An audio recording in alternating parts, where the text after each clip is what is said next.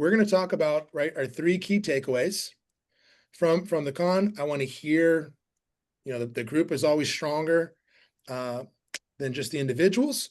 So I'm going to start with, if I can set you up, Mark, just frame this. I think Dave Meyer said it all at the very beginning of the his kickoff, right? He talked about, hey, you're at BPCon. We are a community. We are a collaborative. So pour into other people, connect with other people. Like the relationships here are going to be more important than any, right? Yep. Tactic you're going to learn or anything here. It's going to be the relationships that you connect with. And so having said that, it is the same thing. What I have found is I have built a huge business collaborating in rooms like this, showing up to Zoom calls. I think it's almost easier to network in a Zoom call. So yeah, Ria, thank you so much. Let us know where you're joining from. Change your name, right? I'm about to do the same thing. So it reflects where you are, like what market you're in. And certainly want to hear everyone's takeaways. We're all going to collaborate. And what I found is, especially if we're using the chat, we're going to monitor that. All 20 of us can't talk. We can have 50 people collaborating in the chat, sharing their takeaways. We'll be good at synthesizing that information. I think that's the first thing I would share is like, yeah, we want to hear where you're from. Make sure you put your contact information in there so everybody can connect with you. We were able to meet some incredible people that are joining us. Is Mike Calvi on yet? So I like your point about sharing contact information. If anybody's willing to share, throw it in the chat. Obviously, you have questions or comments about what we're talking about, throw it in the chat. But we want to use every opportunity as a networking opportunity, right? So if you don't know us or we don't know you, let's exchange information to stay in touch, right? So I like your idea, Justin. I've already changed mine. I am in Reston, Virginia. I see you are in Knoxville, Tennessee today. Yeah, everybody else, feel free to join in, update names or tell us where you are, who you are, and yeah, what you're doing around real estate. So what I thought we could do today, Justin, is kind of break down the discussion around three kind of broad themes. The one being kind of state of the market, what we heard both from presenters and keynotes and our other fellow investors about kind of where we are in the world of real estate investing right now. The second theme being what particular things, platform, software, people, ideas, whatever things we kind of saw and learned about at this particular conference. And then the third kind of theme is back to your note about like networking. What did we feel at this conference? What value do we feel investors would get from attending, and maybe try to give some examples of just people and ideas and stuff to really give people a sense for what happens at these conferences, right? And why you may be interested in them. So that was my thought about it. If you're cool with that, we can just kind of just start diving in with that, right? All right. So I guess a couple of things early on. You'd mentioned Dave Meyer's keynotes. Who are you, by the way, Mark? Oh, yeah, I guess we should introduce ourselves. Anybody doesn't know us, right? I'm Mark Beckett, one of the founders of the Grid Investor Network. I am based here in Reston, Virginia, outside of Washington, D.C., and we have been doing this networking thing that we now call Grid for the better part of the last 15, 18 years or so. I've got a couple of really great partners. Justin is one of them, Rob Chavez, Jessica Swingle, who kind of keeps this ship afloat.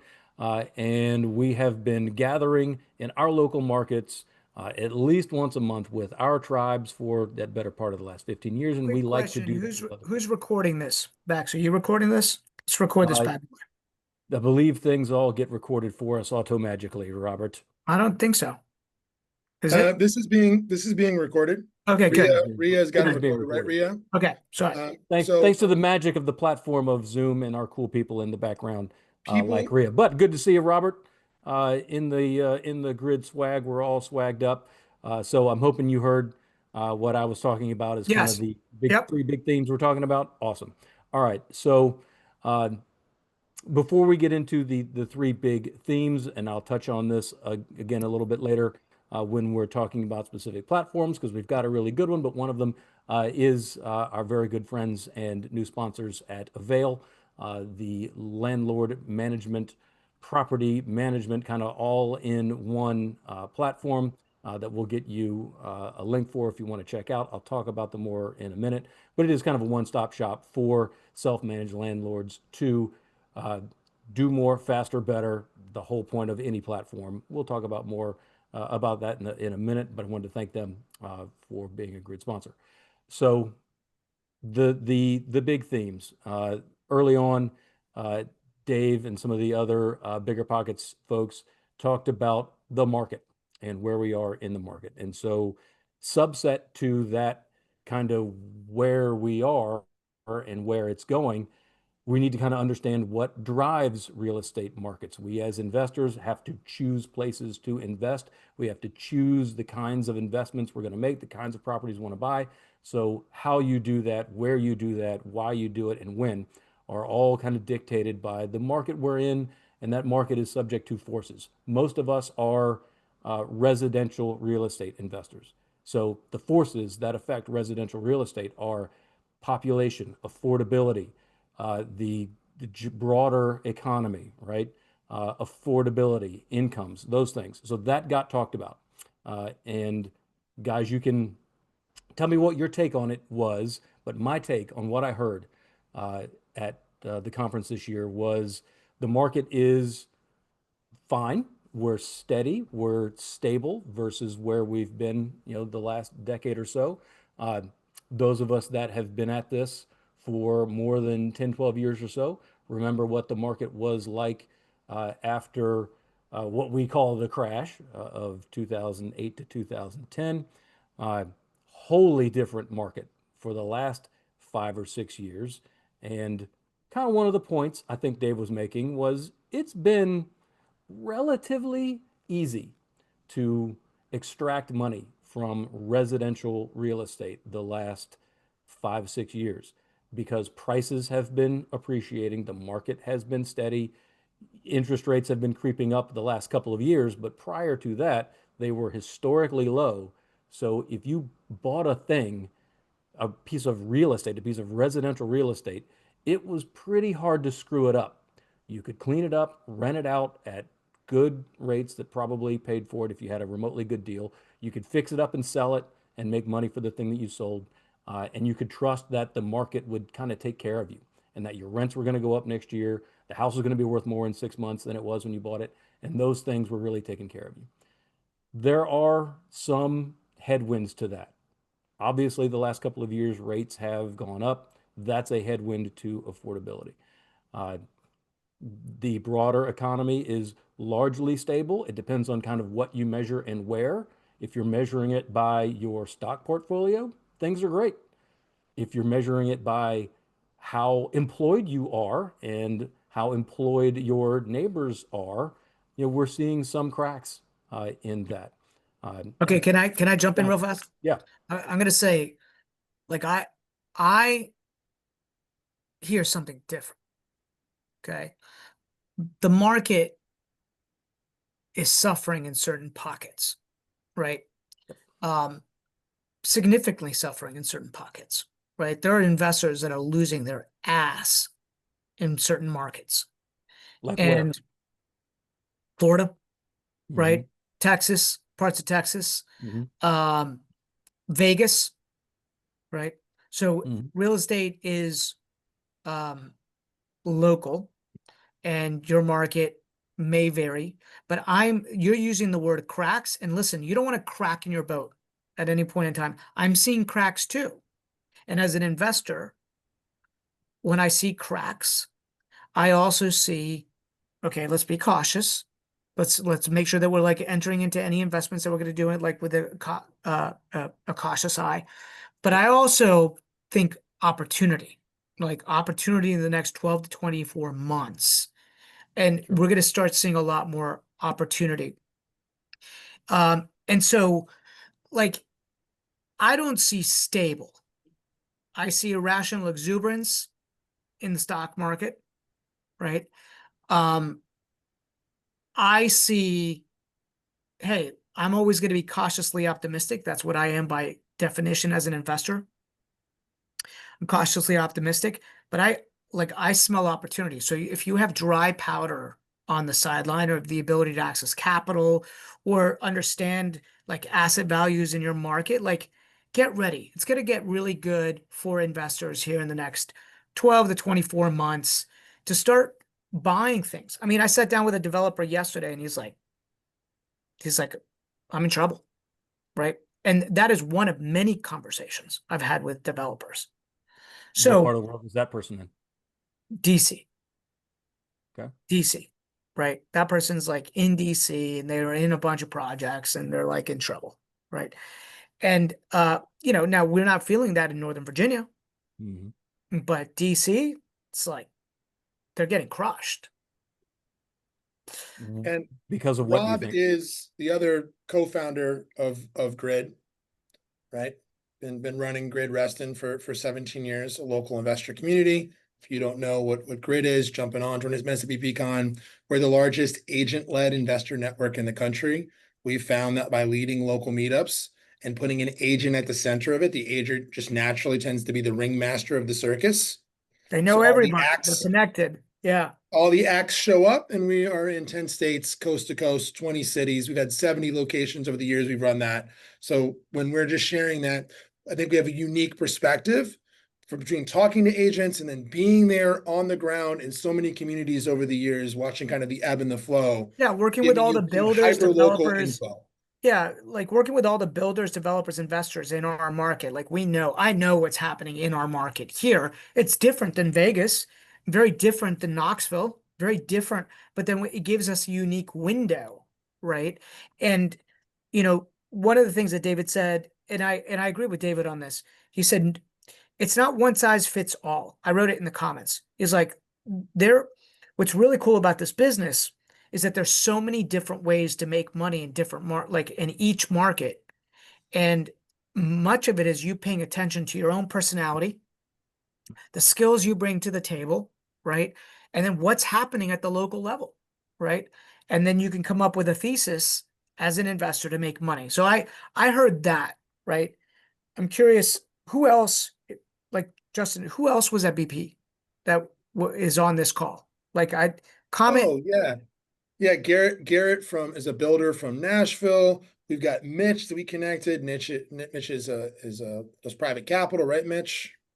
Who else am I recognizing on there? Nathan is at BP. If I go through the participants in here, oh Yeah, man, Rich I'd love to hear Baker, to go along with Mark's theme, NW, yeah. to go along with Mark's theme, right, about the economy. Like I'd love to hear maybe people in the chat just write what's happening in their local market, right? There's some intelligence that happens there. What's happening there? It's all local, right? I think that's important, especially if we want to be investing in other markets. Sometimes, you know, like this is how we discover other markets and we discover of other people in other markets, right? So what's happening in your local market, seller's market, buyer's market, um, and then I'd love to hear other people's takeaways at the end of this, like what they got themselves from BP, like their golden nugget and the thing that they're going to take action on. Because information without action, man, it's just like entertainment. So go take action on this stuff. And I want to know how people are going to take action on this stuff as well. So Mark, keep going. So I'm sorry for yeah, interrupting. yeah. And if people have like a comment, Rob, like you said, let's make this collaborative. Just go down to the bottom of your screen with your mouse. You got a little button down there that says react. Click on that. Click on the raise your hand, and we'll bring you on. So yeah, please tell us kind of what your take on this stuff is. So all markets, all investments are based on supply and demand. Those are the things that move, and what moves supply and demand are in our market in real estate investing. It's things like population affordability, the broader economy that was getting back to that employment stuff. So Rob, as you said, all of those things will be locally different from one place to another, but the broad brushes are, and why I think you're feeling like there's going to be opportunity soon. The broader strokes are there are headwinds on employment numbers, or headwinds for these inflation rates, or headwinds for the costs of borrowing capital, the interest rates that are affected by those other things, right? That still are not moving in our direction to support investment. They're getting there. There was a rate cut last week. There may be more by the end of the year, but it's going to take a lot. And the chat was that we're not going to see a lot anytime soon that we think. This is crystal ball stuff, right? You have to try to guess what's going to happen. But I think you're right. I think there will be more headwinds than tailwinds that will cause some disruption that will lead to those opportunities. We can talk Yeah. about how you extract those opportunities and why it's an opportunity. But generally speaking, as investors, we get our best deals from distress. There is some distress, there is some problem that we are solving with our ability to buy properties quickly as is with in-place financing that sellers can count on. We provide solutions to distress, and that's how we get Yeah. opportunity. So Yeah. if there is distress, that's why Rob says if there's distress out there, it will lead to opportunity because distress causes problems you can solve. So finding them though, finding those pockets of distress is Justin, I saw Rob, you you raise. had 6 takeaways that you put in the chat. What I think Rob does very well for me is Rob keeps this stuff simple. He'll joke about how he's Yoda, right? That if we cannot understand this in simple frameworks. So I think those takeaways are a great summary of what we're seeing in the economy. If you haven't lived through a market shift before, we all have. We're veterans of this last recession, of what it's like, how to navigate, how do I orient myself so I feel comfortable making decisions. Do you mind just sharing those 6 takeaways, Rob, that you put into the I chat? just said there's no right way to invest, right? So we talked a little bit about that, meaning every market. One thing I learned a long time ago was that there's a way to make money in every market, but you got to figure out how to make money in that particular market. Some are cash flow markets, some are appreciating markets, some are a combination of the two. Some you'll do sub twos in, some you won't. Like every market, there's a way to invest, and you got to figure out who's making money and who's happy doing what they're doing, right? What's really cool is that one of the things I love about this business, and they talked about this, was that there's so many different ways to express ourselves as real estate investors based on our own skill set and based on our own personality, right? Like I always think of Mark as my chief risk officer, right? He's definitely more cautious than I am, right? But that's who you want underwriting asset values, right? In any market, that's his personality. My personality is more geared towards sales and marketing, right? That's so I'm always looking at it through that lens, right? Um, which is why we have an acquisition company, right? An acquisition company is definitely more of a sales and marketing game, right? I'm also a long-term buy and hold investor because I believe that's the only real way for the everyday person to build wealth. They're like forced little piggy banks for us. Um, they've been a forced little piggy bank for me, right? I buy something, I sit on it for 15, 20 years. It's a bar of gold, right? Nobody's making any more of it. The asset value's gone up. It's done its job, right? So that's the big one, right? Is that every market's got a way to invest. So there's no one right way, right? I saw a guy, I don't know if anybody saw a guy that was only at BP. He specializes in creating ADUs.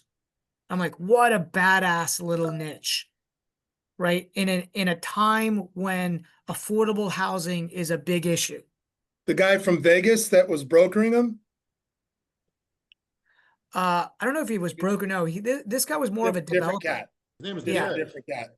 Yeah. I met somebody locally that was doing it, Rob, here in the DC metro area, Yep. because zoning laws are changing and it is encouraging those kinds of affordable dwelling units, by the way, it's what ADU stands for, to be put onto existing properties. An ADU can be just a glorified she shed that you park in the backyard that somebody can live in that normally isn't allowed. It is now in more jurisdictions because it is part of the solution for affordable housing. It's one of the more affordable ways to get somebody under a roof somewhere is put one in the backyard of your property. So that is a thing that just didn't really exist as much 3, 4, 5 years ago. And that's one of the themes I think that we'll come back to are things like that. Like what things are people doing out there that we didn't know of before, that we didn't think of before, or we didn't do before, or didn't exist a little bit ago. Because that gets back, Rob, to your point about personalities. You're going to need to find the thing that's attractive to you. What do you want to do? And sometimes you need to know what else is out there to know what's attractive to you, right? So let's remember to talk about the stuff that we heard that people are doing and give people Well, yeah, ideas. the rules have changed. Number two, it leads into the rules have changed, be ready to adapt, right? Like Airbnb rules are changing, right? ADU zoning rules are changing. Like, are you aware of the legislation that's coming down? And can you put yourself in the path of opportunity when that happens, right? It's start thinking uh 2, 3, 4, 5 moves ahead instead of reactionary, right? By that time, you're late to the party. Like, can you skate to the puck, right? Can you move there faster? Like one of the big waves is uh like my mom and dad are getting older, Mark. Your mom is getting older, right? Like that's a huge segment of the market, right? Mhm. Um how are we adapting as investors in our local markets? So that's what I mean. It's like the rules are changing and a lot of it's driven by socio-economic factors and Yep. we got to be paying attention. Yep. No, those are big, big themes, right? Affordability is an issue. It's as bad as it's ever been. How are people going to afford housing? And the silver wave, it is still happening. People are still getting older. That means a different type of housing is needed for those people. Where are they going to get it? So yeah, those are definitely uh, two of the big themes. Those are problems. And again, we get paid for solving problems. So find a solution to that problem, provide that solution through real estate, profit. That's your equation.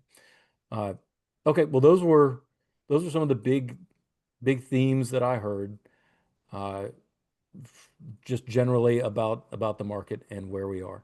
Uh, Justin, yeah, I was gonna say, Justin, was there anything that you heard or No, any I just think I'm components just of going to that? read these because not everyone Yeah, reads the chat. You yeah, said focus on consistency over home runs, leverage your team, and outsource your bottlenecks. Networking and community matter, and the market is giving you windows. Act when you see them, right? And I think the bigger thing that we've discussed here, right, is one, it's community. There's probably someone on this call. We've got specialists on this call. My buddy Adam Hushman's on here, right? 1031 expert. You've got people in here that specialize in certain niches. The bigger issue that we've talked about, right, Rob, is how do I have a thesis? How do I stay consistent?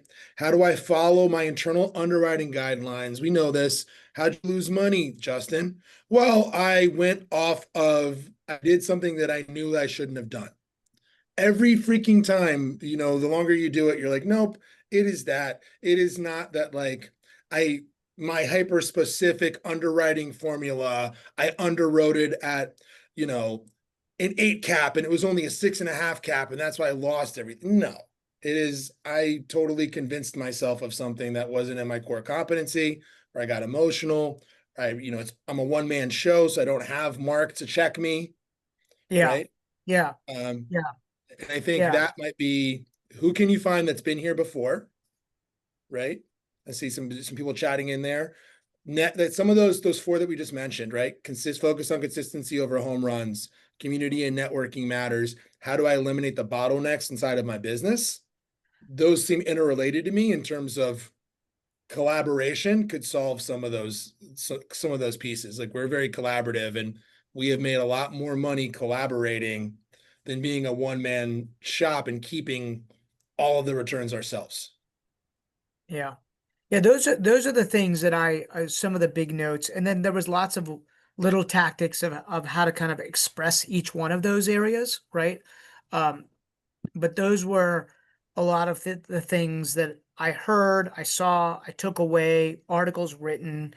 Um, the big one, by the way, uh, focus on consistency over home runs, I think is just a great like reminder for everybody. My accountant would always say, little pigs get under the fence, big pigs get slaughtered, right? And you know, the developers that are going out of business right now, or people that bit off more than they could chew, like that's where, unfortunately, that's where investors get in trouble. If you could just focus on your thesis, like you said, Justin, everybody, in fact, what I would love is for everybody to kind of write your thesis in the chat. Like I'll write my thesis in the chat of what I'm doing. Like write your thesis in the chat. Like why are you investing the way you're investing in what, like where and why? Right. And if you don't have one, just say, I don't have one. And that's cool too, because that then forces you to start thinking, well, what the hell is my thesis? Right? You need one. And I'm going to summarize something I saw in the chat consistently. Both Garrett in Nashville is talking about this. Laura Kasner's here locally in Knoxville, relocated here from California, a local business owner, comes to our meetup for years, owns in a couple markets. Both of them talked about supply and demand, which is going to go to Rob's thesis here. Like, where's the growth? Where's the demographics? Like, chasing the demographics seems like a very safe bet. And so I love hearing those don't move regardless of it, supply and demand. And then I like David sharing, just, we talked about this before. Finance is the study of money. Investing is the study of behavior with money. It's like all the deals I lost out on was over FOMO. It was FOMO, not because of the opportunity. It was everyone else is making money in this niche, or like I've got to jump in on this thing, or am I a sucker for not, right? Being the only guy with the midterm rental or something here, or sober living. What, Mark, what's an investment thesis? How would you articulate, like, how do I form a thesis? Like maybe I have one and I wouldn't call it a thesis. No, I think you're on it. You have to decide, and we use zone for this. So I'll toss it to Rob in a second if he wants to talk about how we apply that particular methodology to how you decide the what and the where and the how of what you're going to invest in. For me, it starts with what appeals to you. There are a lot of things you can invest in. What has the most appeal? Some people are just purely about like numbers and squares and boxes, like self-storage and industrial, maybe for you, because you're just moving square feet, here and there. I am personally attracted to residential real estate, regardless of the return, although I think the returns are pretty good, because it just appeals to me. So find the aspect of investing that appeals to you, and then you have to figure out the where and the when and the how and the finance and the money, the metrics, the math of investing. It's return on capital, return on risk.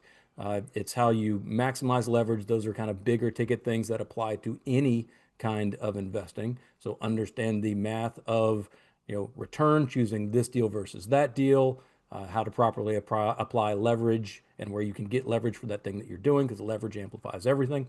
And then the where is back into that market research that we had talked about. It's getting boots on the ground. It's trying to find people in those areas. What are you hearing? What are you feeling? Where is that pain and where is that problem I can solve? So what do I like? How does the math work for the thing that I like? And where do I find the opportunity? Meaning, where is there some distress? Where is there some problem I can solve?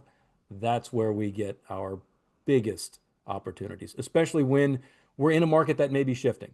If we're coming from a market where it all just works, then fine. You like it, throw some money at it, it's probably going to be fine. Those days, though, might be ending for at least a little while. So it's back to fundamentals of it's got to make some sense, have that idea, and then if your idea is proven wrong, that's okay. Come up with another plan, but have a reason why you did the thing, not just because it seems like everybody was doing it. Have a plan, have some discipline, follow that plan, and then adjust as you need, right? Try not to build the plane while it's in the air. So that's how I would kind of put a bow on that. And it takes discipline, by the way. We are, by our nature as real estate investors, not always the most disciplined people in the world. That looks cool. Let me go do that, right? Having discipline, though, means, no, the thing that I said I was going to do is this. So let me just focus on this to the elimination of other things. Say no a lot so that you can say yes to the thing that you decided you were going to focus on. And having the discipline to follow your plan, I think is also going to be important. I heard Warren Buffett talking about that the other day, and he said, they were asking him why was he sitting on so much cash, and he said, well, great buys don't come along every day, right? I'm waiting for the right asset at the right time. And I'm not going to be swayed by FOMO, and I'm not going to be swayed, right? I know what I want to buy, and I'm waiting to buy it. And I think oftentimes, me included, when there's like, I have cash, I'm like, oh, I should just go buy something, right? Instead of really formulating that thesis. And so, by the way, it took me a long time to be like, okay, this is what I'm doing, and this is why I'm doing it.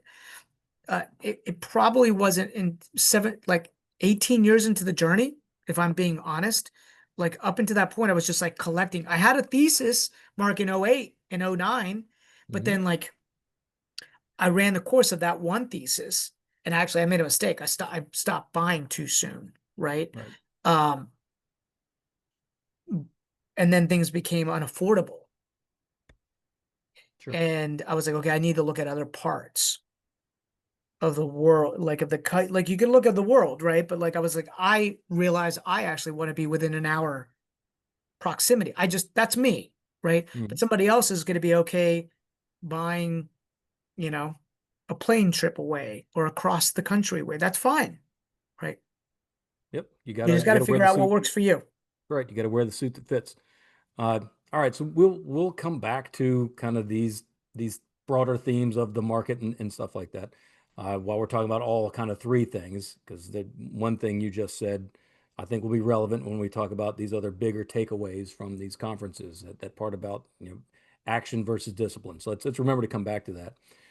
But another big takeaway from this year for me was the amount and availability and goodness, applicability, the real value from platforms that are now available to us as investors to make investing easier and Yeah. more profitable.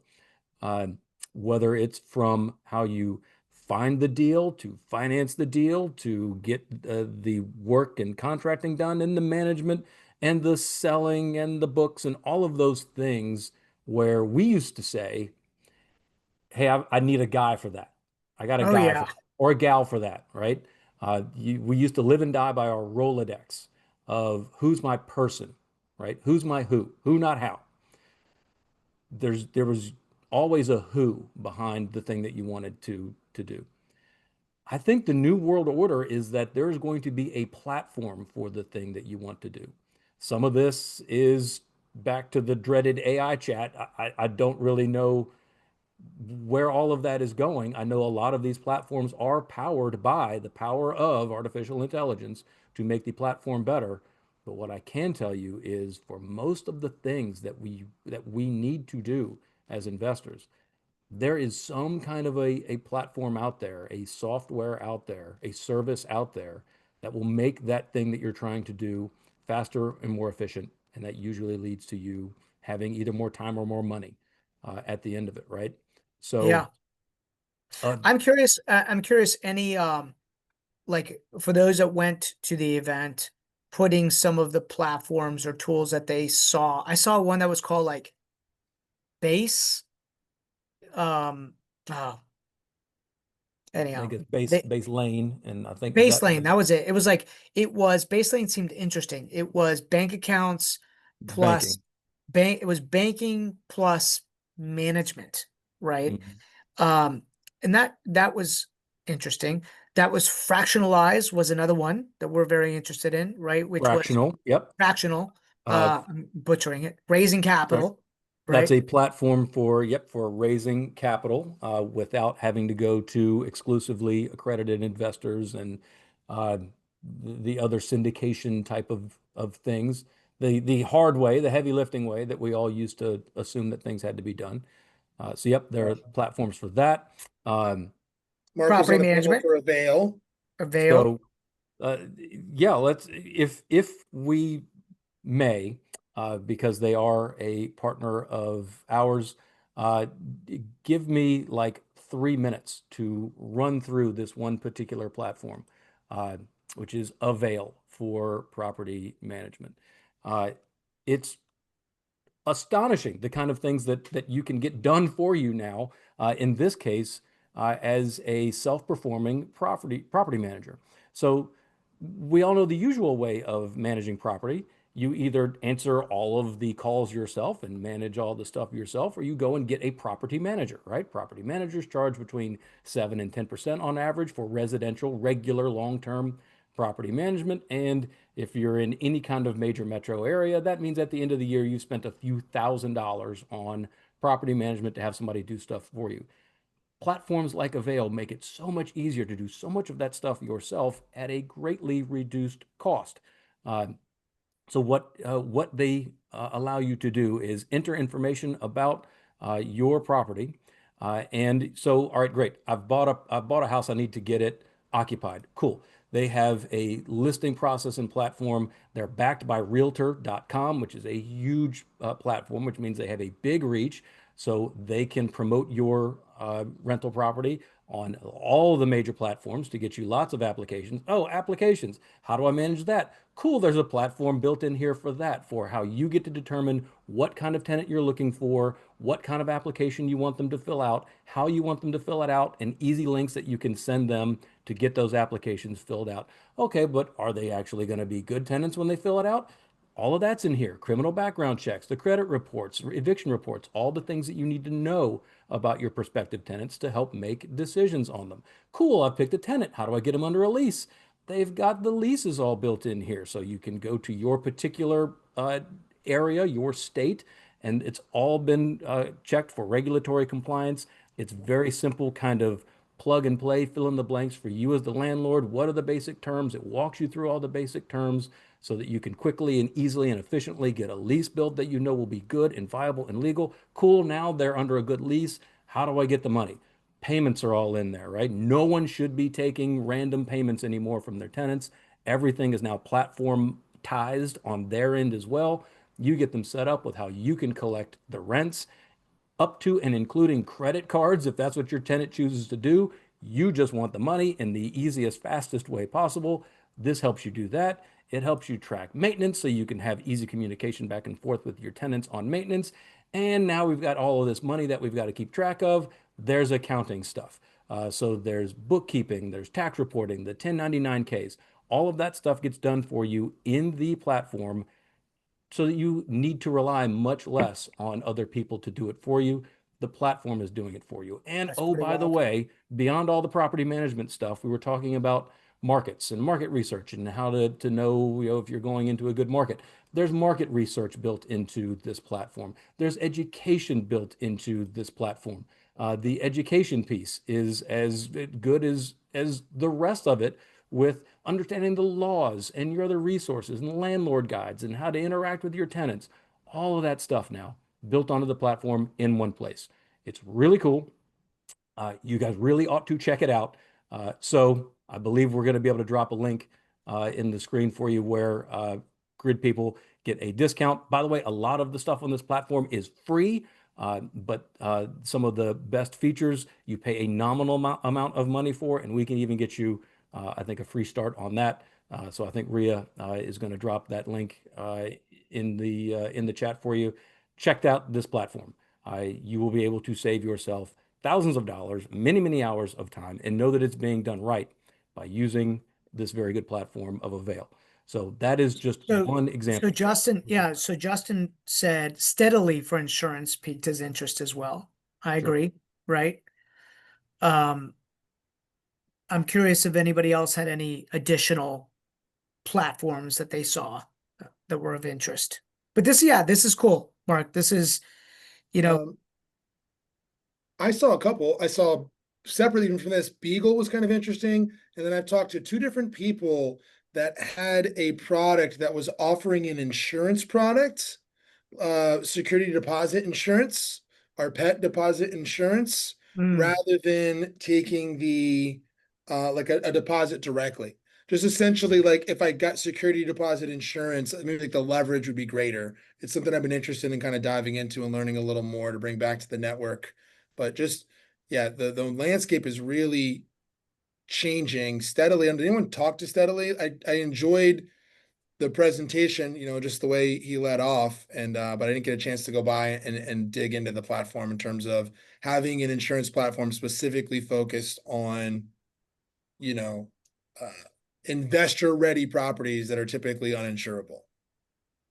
Yeah, I didn't, but I think the point being, you and Mark making the point that tech is really taking over and helping facilitate a lot of this stuff that I had used to have to do manually, right? And collect the rent and tenants coming into my office and yeah, then doing the accounting in QuickBooks. I mean, that people are making it so easy and it's all just in one place. So it is fascinating to see, right, the evolution of that. So as a real estate investor, the level of leverage and profitability to your bottom line is increased exponentially, right? That's kind of the point. So I Mark, just threw a few more in the chat, by the way. Just rattling stuff off that I heard from Pace Morby's presentation. If you guys don't know who Pace Morby is, he's huge in alternative financing, subject to investing. He had a bunch of them that he talked about for how to build lists and do your marketing to find deals and manage your marketing when leads come through. So a lot of this lead creation and management stuff was what he talked about. These are platforms that he mentioned. I don't know anything about them. I haven't checked them out, but if they're good enough for Pace, and that dude does a lot, they're yeah, probably worth checking out. yeah, interesting. I saw a platform the other day. I actually sent to my friend Veronica, because she'd asked me about, is there a website to find people that are selling their properties creatively, like a creative financing website. I'm like, no, that's a great idea. Somebody should do that. And then I Googled it, or I think I saw it on ChatGPT and I found one, right?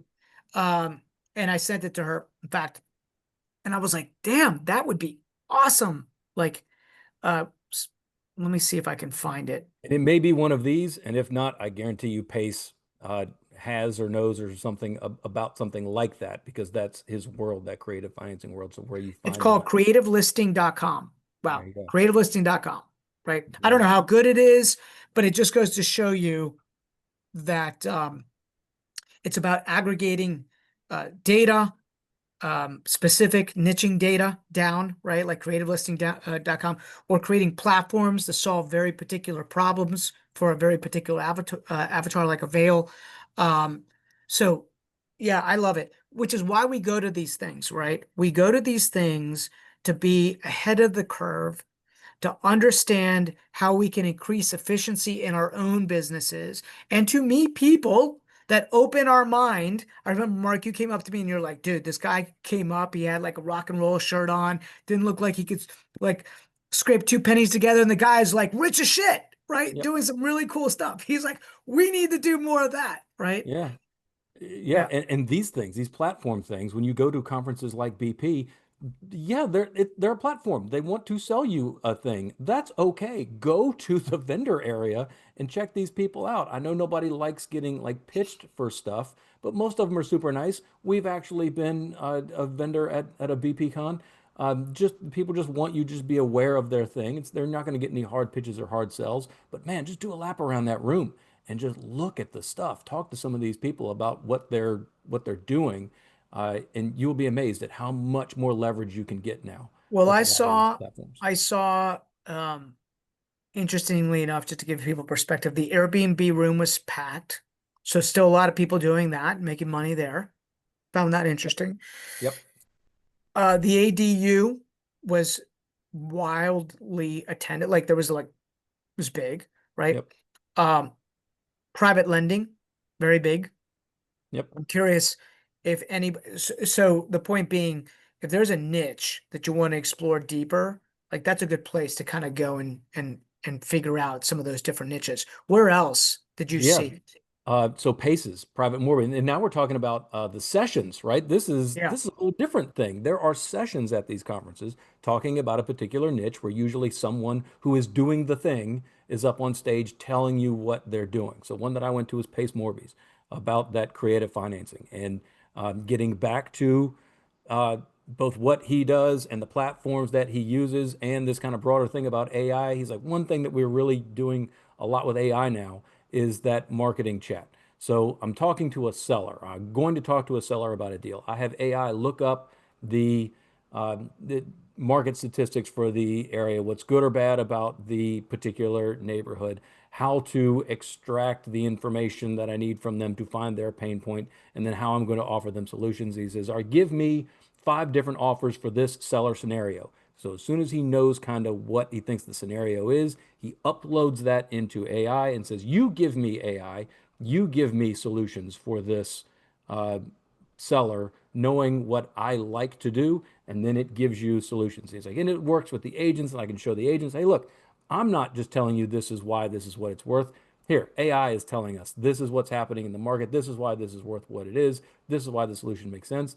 And people just kind of nod along with like, okay, yeah, I guess that makes sense. You're making really logical arguments here. That's what AI does for you. It helps you make really logical arguments using really easy to understand language. So that's Yeah. a thing that he's doing, how he's using AI to help him do his uh, flexible financing subject to Okay. unconventional thing. So right. Information is entertainment unless action is taken. So what are we going to do differently based on us going to BP, right? Like, so if you went, I want you to put in the chat, like what you're going to do differently, like what either new tactic or new strategy. I think for us, raising capital has always been an area like people are always like, we want to do more deals with you. Like we want to do deals with you guys, right? How do we get in on the deals you guys want to do? And we've always shied away because we've had a select group of investors that have disproportionately gotten all of our deals, right? And we've just been used to dealing with a few private lenders. Well, now with some of these different platforms that are out there, we can set up like a thesis around STRs and say this platform, where this capital raise is going to happen all around finding vacation rentals in the Shenandoah Valley area, and this is why, right? And these platforms allow us to be able to do that so much easier without the complexity, without all the red tape. Like, so you will see me, Mark, just like in 2026, rolling this out as part of our investment club, right? So we're excited about that. That's one of the things that we're going to do differently. I'm curious, anybody else who went, what they're going to be doing differently. Justin, was there anything that came to mind for you? It's just what I already knew, but it's my thesis is, look, if everyone has access to the same tools, if you're building a business based off of your ability to put something into AI, you are investing in your own obsolescence, right? Community is a killer edge. So meeting these people, forming relationships, being more human than your competition. We are in the people business, right? The places I've seen people that are doubling down seem to be like Javier is talking about midterm rentals. So talking people are doing midterm rentals or short-term rentals or even ADUs. It's how are we increasing the complexity and the interpersonal dynamics of the assets we own to extract more income? You got to be better with people. If I got an ADU, now I got two tenants in the same property that are interacting with each other, right? It's less and less like a turnkey landlord. So if that's going that route, how do I become better with people? How to have more solutions, more collaboration? So I think just kind of doubling down to find more hyper local community. It's there, we have it, but where can I source it? Because that to me is the killer edge as we careen more and more into like a disconnected, interconnecting through phone future. That's going to be invaluable. Yeah, And we heard it there'll a be couple more of a different times from a craving. couple of different speakers. Like Mark obviously talked about it, but we talked about that Airbnb talk where the guy's like, I would get in or form a local real estate investing community. That would crush everything else of like having that, honestly, which is something we do. And I see it because the people that I had the best connections with, some of them might be on here, were people that have been in that space or are doing that thing or like we're And you met them, and they were and real, met them and right? like it's no Shared shock a they're great drink. at networking at these events. Like they're just extracting more value out of every relationship because they really I leaned just into got that done. skill set. I just got done with a podcast of this guy. He owns thousands of units, right? And I was interviewing him, and I asked him a question. I said, "What advice would you give your younger self?" And he was an engineer. He said, "Rob, what I've learned is that this and all businesses is just a sales and marketing business.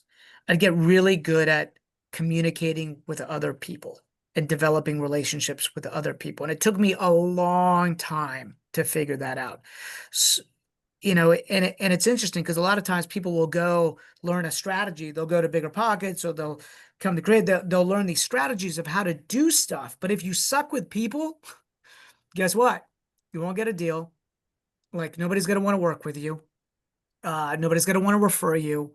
And so sometimes you got to go back to the basics of saying like, okay, can I just be a friend to somebody? Can I learn how to influence somebody? Can I learn how to position myself in a way where people want to work with me? Right. This goes back to building brand.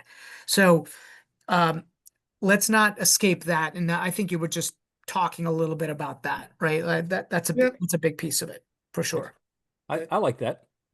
I like to talk about people as kind of a good way to end this discussion with the palate cleanser of bringing it back to people and community after that chat about software and platforms and the cold analysis bit of how you get stuff. That is part of it, right? AI is a part of our life. These platforms are great. We should use them, but people are using them, right? And so one of the big takeaways from a thing like BPCon are the people that you meet that will inspire you to do stuff.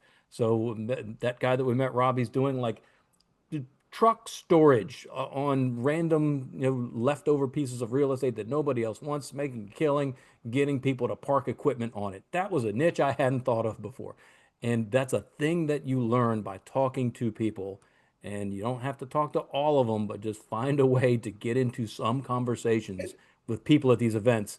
Life-changing stuff you will learn and you will see. I Go Yeah. mean, ahead, Jeff. just something that Jess wrote in the chat that I think is like a huge unlock, right? Um, and she wrote, I'm going to get people to say no instead of yes. Chris Voss, keynote speaker, author of Never Split the Difference. Such a valuable uh, tactic. Really, it's a tactic. That's a big tactic. If you want to convert more, get people right to say no instead of yes. So you frame the question in a way. So I'll give you an example. Um, Justin, would it be absolutely crazy to have a conversation about whether or not you'd be interested in selling your property? Well, no, Rob, it wouldn't be crazy. That's right. So that would be an example, right, of an engaging conversation. People feel safer saying no than saying Mhm. yes. That's what. And the second one is going for a that's right. Hey, Mark, it sounds like you've got a lot of concerns about this area, this deal, selling. You're worried you're not going to get back what you're looking for. Is that about sum it up? How do I go steelman their argument? How do I go present the best version of their argument so I get a that's right? That's Because right. as we all know, anyone that's been in a romantic relationship knows, right? So often the person we're talking to simply doesn't feel understood. And so there's no moving past that towards a solution because they need to feel understood first.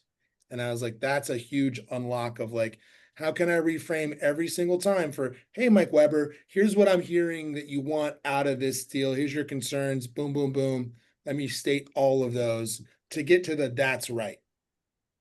Before maybe I start explaining what's maybe possible or what the solution is. But those two things are things you could go pick up really quickly from watching Chris Voss, Google him. I'm curious, does anybody in the audience have a takeaway that they want to share? Mark stole mine because we were sitting there together. Industrial outdoor storage, parking trucks on it. Makes a ton of sense. It's a niche that I get. Hearing some midterm rental stuff makes a ton of sense. Hotels, love it. Love it. Or anybody meet somebody that was doing something really fascinating? My takeaway from that always, Rob, is there is a who. Like if you want to do midterm rentals, go talk to our friend Ruben Kanya down in Atlanta. Rob interviewed him on the podcast.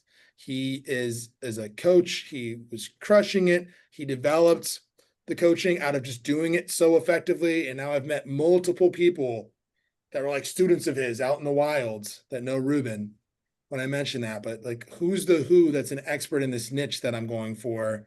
Who's the mentor that can unlock doors? Save me time, save me. That's what I'm always looking for personally. What was really interesting was being in that vacation rental Airbnb one. There was a number of hotel people in there. Did you notice that, Justin? And they said, "Oh, that's just the natural progression Yes. of go right. That's the natural progression." It's like you just realize, oh, I'll just buy a hotel, right? You get good at short-term rentals and and so many of them had made that leap. And I'm like, yeah, like, see, I wouldn't have thought of that, right? Is I have, 2026 the year yeah. to start looking at commercial opportunities? Are we seeing that fruition come to pass of all those interest rates we were told about and the compression on commercial? And Yeah, that's a really good question, Justin. I don't know if anybody else here talked to anybody or got any intel on that. I didn't hear that. I didn't feel that. I didn't have any of those conversations with people who are focused on commercial, as in like office, retail, the stuff that has been kind of getting clobbered as the interest rates have gone up, as the market has shifted, as they're still trying to figure out post-COVID kind of where the value is. Uh, I didn't hear too many people saying, "Yeah, I'm going out and I'm buying office buildings." I can tell you what I've seen, what I've read, like just the converting an old office building to residential is way harder than anybody had thought originally it was, and certainly than the people who have tried it and failed at squeezing money out of that. So that was not a thing that you're hearing a whole lot about. But yeah, there's a lot of distress there. So I think there's going to be opportunity, which is where I'd kind of bring us back to the beginning with those Chris Voss thoughts about like how to negotiate and why it matters. We are coming back into a time, and as far as I'm concerned, it was never like just fog a mirror and make a deal easy, right? It's never been that easy. But if it's going to be at all harder than it's been, if there's going to be more opportunity from pain than there has been lately, then you will need to negotiate. You will need to be in communication with people. You will need to understand what the problems are, and you will need to be able to articulate a solution. That's what that never split the difference type of training will do for you, is learning how to do that, how to articulate the solution that you offer. Those are the kinds of things that we pick up at conferences like BP, understanding where we are in the market and understanding the tools that we'll need to use to extract our value from it. And then the last thing I'll say about the Chris Voss thing, a lot of people say it. He drove it home. Rob, you talked about taking action, failing fast. Like nothing is going to be perfect. You're never going to get it 100% right, but do the thing, take action, take risk. What doesn't work gets you that much closer to the thing that works, right? You'll do it better the next time. Just do it. Find your inspiration from the people, from the platform, from the stories, from the whatever. Take action. Understand that it won't need to be perfect. You will get better. You'll get closer. Every deal, your next deal will always be your best deal. Yeah. Iterate, iterate, iterate, iterate, iterate, iterate, iterate. Right. Right. Right. Yeah. Yeah. 100%. Those are the things I took away from this conference. And then if we can be self-serving for a minute, all of those same benefits, to Justin's point, you get from being a part of a local community. The people, the platforms, the new information, the market reports from people doing the thing, all of it you get from a community. Be in a community. You're here now, so obviously you know about us. You're in our community, but everyone should stay in regular touch with their community to find out what other people are doing, to meet those who's that you will learn from, that you'll partner with, that you'll need to do more stuff. Just stay in the community. It really is cool to be around people who do what you do and are interested in what you're interested in, have had the challenges you've had, have overcome some things that maybe you've also failed at. Staying in touch with that community is really valuable. So I encourage people to do that. We help with that. So if we can do that for you, check out your local grid group. We'd love to stay in touch.